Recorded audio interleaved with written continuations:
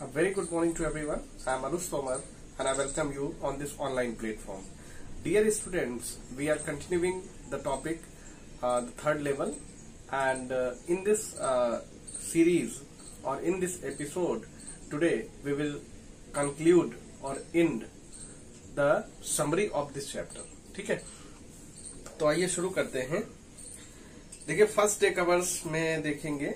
When a new stamp is issued, stamp collection by it collectors buy it and affix a new stamp on the envelope. तो पुराने जमाने में क्या होता था कि जो स्टैम्प जो कलेक्टर थे या जो कलेक्शन करने वाले लोग थे, ये एक प्रकार की एक हैबिट थी, एक आदत थी. आजकल भी ऐसी आदतें लोगों में देखी जाती हैं. जैसे कुछ लोग क्वाइंस का कलेक्शन करते हैं, कुछ लोग किसी चीज का कलेक्शन करते हैं. तो in those days the things, the people who used to collect the stamps, they used to buy the stamp from the post office on the first day. और जब वो खरीदते थे तो देखिए क्या करते थे, buy it and affix a new stamp on an envelope. और एक envelope पे वो पेस्ट कर देते थे या चिपका देते थे. They mailed the envelope to themselves on the first day of the sale. और जब भी ये पहले दिन इसकी बिक्री होती थी तो वो अपने को स्वयं को वो मेल कर लेते थे. The postman gives proof of the date. और पोस्टमैन जो है वो प्रूफ देता था, एक डेट जो इशू कर देता था कि इस पहले दिन ही, यानी कि वो रिकॉल करने के लिए, याद करने के लिए. नहीं तो आप कलेक्शन करेंगे तो कैसे आपको याद रहेगा कि कौन सी डेट में कौन सा स्टैंप आया था. तो ये याद करने के लिए जो पोस्टमैन था वो एक डेट दे देता था प्रूफ के लिए. The envelope is never open and nothing is written inside it. और जो एनवेलप था वो कभी खोला नहीं जाता था और उस एनवेलप के अंदर कुछ भी लिखा नहीं जाता था. It was this deed was perform only to remind the date, only to remember the date.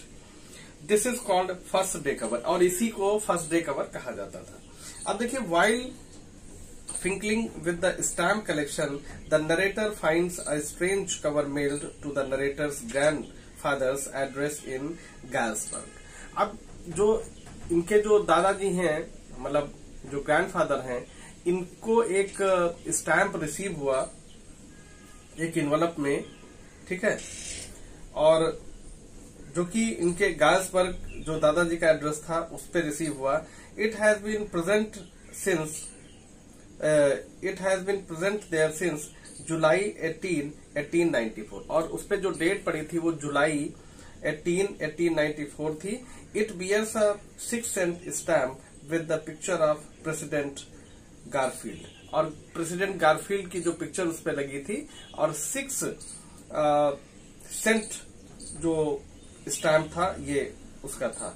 The envelope contains a letter from Charlie by his friend Sam.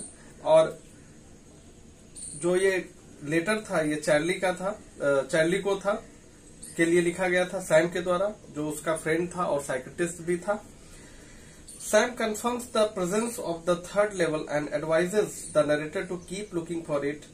He says it's worth it. और जो Sam है, जो कि पहले विश्वास नहीं करता है चार्ली की बातों पे, now he himself went to the third level and he find the place and he was there very happy with the surrounding और वहाँ के लोग, वहाँ का culture, atmosphere, because there were great difference from this world to that world. क्योंकि जो उस समय की दुनिया थी वो बहुत ही शांत थी. आजकल की दुनिया में क्या है कि बहुत सारे कंट्रीज में कोल्ड वार चल रहा है. There is a anxiety, there is a negativeness in the society, but in that in the you know time travel और the past days there were peaceful society. तो बहुत अच्छा लगता है उसको. और वो नरेटर से कहता है कि आप कोशिश करते रहिए और एक दिन थर्ड लेवल आपको जरूर मिलेगा. हालांकि वो एक बार वो जा चुका है, लेकिन ये जब सैम गया तो अब वो जा नहीं पाया, मतलब वो ढूंढ रहा है अभी. और वो he is in the search of the third level. तो वो एडवाइस करता है कि ढूंढते रहो और एक दिन जरूर तुमको थर्ड लेवल मिलेगा. Narrators reality check on Sam. अब नरेटर को तो ये काफी हद तक विश्वास हो जाता है, लेकिन फिर भी वो एक बार कहता है कि नहीं मैं कंफर्म करना चाहता हूं कि क्या सैम थर्ड लेवल पे है, या समझ रहे हो ना आप. कि मतलब वो कंफर्म करने के लिए, although the things are confirm, क्योंकि वो तो डेट वगैरह उसमें लिखी है, तो इसका मतलब उसको समझ जाना चाहिए। तो यहाँ पे देखिए, Charlie finds out that Sam had bought $800 worth of old style currency. अब सैम जो है वो बैंक जाता है, सॉरी क्या नाम, चार्ली बैंक जाता है और सैम के जो जहां पे इनका अकाउंट है वहां पे चेकआउट करता है। तो वहां पे पता चलता है कि सैम ने $800 को जो है वो एक्सचेंज किया है ओल्ड करेंसी में, यानी कि जो कि उस पीरियड में चलती होगी। This money was sufficient to set up a hay feed grain business which Sam dreamed of. Sam is a qualified psychiatrist but cannot go back to his profession in Galesburg of 1894 because the profession of psychiatrist did not exist at that time. अब ये पैसा जो लेके गए हैं, ये Sam जो है वो बिजनेस करने के लिए गए हैं, क्योंकि आज Sam is living in this world with a profession psychiatrist, and in the earlier days, in the olden days और the age in which he went there, the psychiatrist profession does not exist. यानी कि जो psychiatrist था वो profession ही नहीं था उस जमाने में। ये तो आजकल के जमाने में 19th सेंचुरी में है। तो इस तरह से या मॉडर्न एज में है। तो इस तरह से आप ने देखा कि जो ये चैप्टर है ये बहुत ही इंटरेस्टिंग है, और जैसे कि पहले ही बताया गया कि this chapter is based on the thrill, or you can say the imagination. There is a great contrast or conflict between the reality and the imagination. The writer is very much upset with the present scenario, as he is not happy in this world, because there is sin everywhere. The society is not up to the mark as the narrator has dreamed.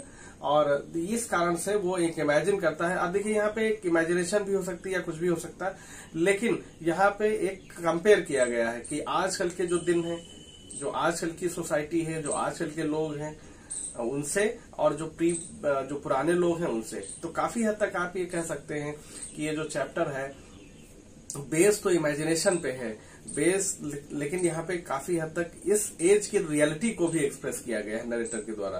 क्योंकि narrator जो है वो क्यों जाना चाहता है third level पे। मैं जब मानता हूं कि चैप्टर में एक प्रकार से बहुत ही कॉन्फ्लिक्ट है, चैप्टर पढ़ने के बाद भी बहुत सारे लोग इस फेवर में हैं कि थर्ड लेवल होता है, जिसमें कि 2 लोग गए भी हैं, लेकिन बहुत सारे लोग विश्वास भी नहीं करते कि थर्ड लेवल है। जैसे कि उसकी वाइफ बहुत परेशान रहती है अपने हस्बैंड को लेकर। तो इस तरह से आप देखते हैं कि जो चैप्टर है बहुत ही इंटरेस्टिंग है, but there is a great negativeness in this story as far as the present day is concern. यानी कि प्रेजेंट डे जो है वो राइटर को बहुत ज्यादा पसंद नहीं है। वो चाहता है कि वो प्रीवियस जो पुराने प्राचीन समय है उसमें चला जाए और एक पीसफुल और हैप्पी लाइफ वहां पे जी। ठीक है, तो thank you for watching this video, and today we have completed this chapter. Thank you once again.